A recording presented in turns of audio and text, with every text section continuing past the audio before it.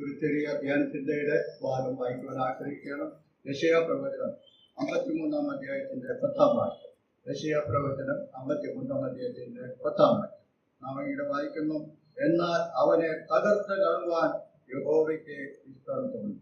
അവനവന് കഷ്ടം വരുത്തി അവന്റെ പ്രാണൻ ഒരു അകർത്തികമായ യാഗമായി തീർന്നു. 3 കാര്യങ്ങളാണ് അവിടെ നാം വായിക്കുന്നത്. യഹോവ അവനെ തകർത്ത് കളഞ്ഞു.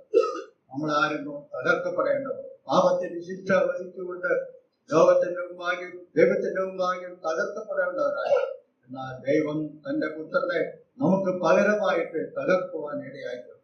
തുടർന്ന് വായിക്കുന്നത് അവനവന് കഷ്ടം വരുത്തി അവൻ കഷ്ടാനുഭവങ്ങളാൽ തികഞ്ഞവനായി തീർന്നു എന്നാണ് എബ്രായ ലേഖനത്തിൽ വായിക്കുന്നത്. നമുക്ക് വേണ്ടി കഷ്ടാനുഭവങ്ങളാൽ തികഞ്ഞവനായി തീർന്നുകൊണ്ട് നമ്മുടെ ജീവിതത്തിലെ എല്ലാവിധമായിരിക്കുന്ന കഷ്ടങ്ങളും അവൻ വഹിച്ച് അവൻ തീർന്നിരിക്കുക. മാത്രമല്ല അവനവന് നമ്മുടെ അകർത്തിയാഗമായി തീർന്നു. നമ്മുടെ ജീവിതത്തിൽ നമുക്ക് ലഭിക്കേണ്ടതായിരിക്കുന്ന എല്ലാ പാപത്തിനും പരിഹാരകരായി യേശുക്രിസ്തു നമുക്ക് വേണ്ടി ചെയ്ത വലിയ അത്ഭുത പ്രവൃത്തികളെ ഓർത്ത് നമുക്ക് ദൈവത്തിന് സ്തുതിയും സ്തോത്രം അർപ്പിക്കാം. ദൈവത്തിന്റെ നാമം മഹത്വപ്പെടുന്നതാണ്.